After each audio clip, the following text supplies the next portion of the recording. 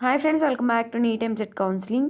Telangana MDS management quota stay vacancy round web options అయితే start అయినాయి. ఈరోజే లాస్ట్ డేట్ కూడా 3 PM వరకే టైం ఉంది. ఇన్ కేస్ ఎవరైనా వెబ్ ఆప్షన్స్ ఇవ్వాలి అనుకుంటే ఇవ్వండి. వెబ్సైట్ వచ్చేప్పటికి https:/pvttsmed.tsche.in. ఇన్ కేస్ మీరు అలాట్మెంట్ కానీ అయితే మేనేజ్మెంట్ కోటా 1లో యూనివర్సిటీ ఫీజు వచ్చేప్పటికి 49,600. మేనేజ్మెంట్ కోటా 2లో యూనివర్సిటీ ఫీజు వచ్చేప్పటికి 69,600. ఇక్కడ ఎలిజిబిలిటీ వచ్చేప్పటికి మీరు అంటే first phase, second phase, mop-up ఫేజ్లో ఎక్కడ మీకు సీట్ వచ్చి ఉండకూడదు. వచ్చినట్లయితే మీరు ఎలిజిబుల్ అవ్వరు. వచ్చి మీరు అలాట్ చేయకపోయినా ఎలిజిబుల్ అవ్వరు. సీట్ వచ్చి మీకు అలాట్ అయ్యి మీరు కానీ రిపోర్ట్ చేయకుండా ఉన్నా కానీ ఎలిజిబుల్ అవ్వరు.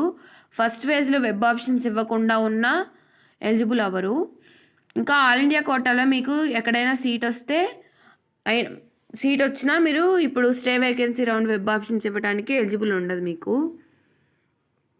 ఇంకపోతే డెంటల్ కాలేజెస్లో ఏదైనా ఎండిఎస్ కోర్సు ఏ డెంటల్ కాలేజీలో అయినా మీకు కానీ సీట్ వచ్చినట్లయితే ఎలిజిబిలిటీ ఉండదన్నమాట. ఈ 5 కేటగిరీస్. ఇన్ కేస్ ఇంకా మీకు ఏమైనా డౌట్స్ ఉంటే కమెంట్ చేయండి. ప్లీజ్ ఈ వీడియోని లైక్ చేయండి. మీ ఫ్రెండ్స్ ఎవరైనా ఉంటే షేర్ చేయండి. టైం తక్కువ ఉంది, ప్లీజ్ లైక్ చేయండి. అట్లీస్ట్ వాళ్ళకన్నా రికమెండ్ అవుద్ది. చెప్పాను కదా, ఆల్రెడీ సీట్ వచ్చిన వాళ్ళు ఎలిజిబిలిటీ ఉండదు.